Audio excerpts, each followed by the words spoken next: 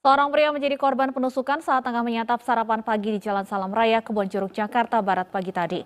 Seorang pria yang mencoba melerai turut terkena tusukan pisau di bagian tangan. Penusukan terjadi saat korban bernama Haris tengah menyantap sarapan pagi di sebuah pos pangkalan ojek motor di kawasan Kebonjeruk, Jakarta Barat. Namun tiba-tiba datang pelaku bernama Basori yang merupakan pedagang kopi keliling duduk di samping korban.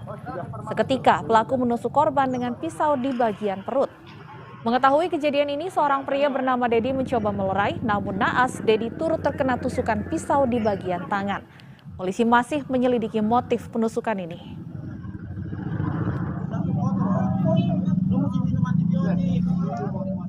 Setelah 4 hari hilang dari rumah dengan alasan membeli paket internet, seorang anak perempuan ditemukan tewas terkubur di kebun sawit Kabupaten Siak, Riau. Korban ternyata diperkosa dan dibunuh oleh temannya sendiri.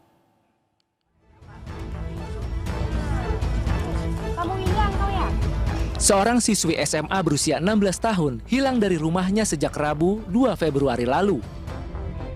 4 hari kemudian, tepatnya 6 Februari, seorang warga yang akan panen sawit menemukan jasad perempuan terkubur sekitar 40 cm di kebunnya. Polisi yang mendapat laporan mengidentifikasi jenazah sebagai VRM yang dilaporkan hilang 4 hari sebelumnya.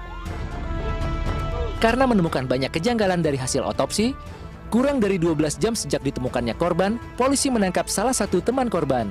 Korban ternyata diperkosa dan dibunuh oleh temannya sendiri yang kemudian menguburkan jasadnya di kebun sawit milik keluarganya.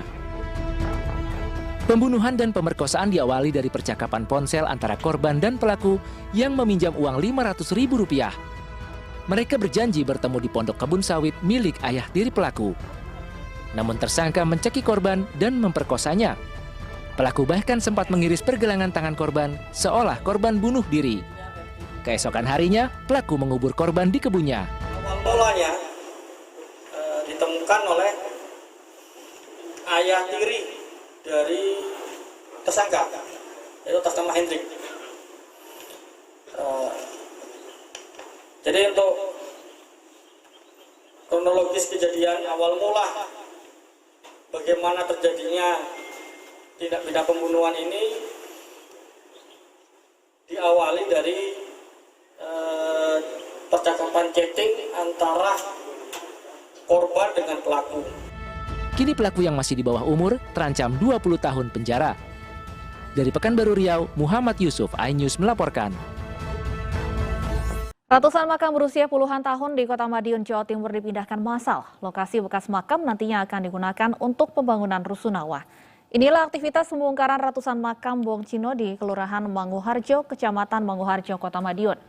Beberapa ahli waris dan pemuka agama ikut mendoakan saat pemindahan makam keluarga mereka. Lokasi bekas makam nantinya akan digunakan untuk pembangunan rusunawa tahap 3 di Kota Madiun.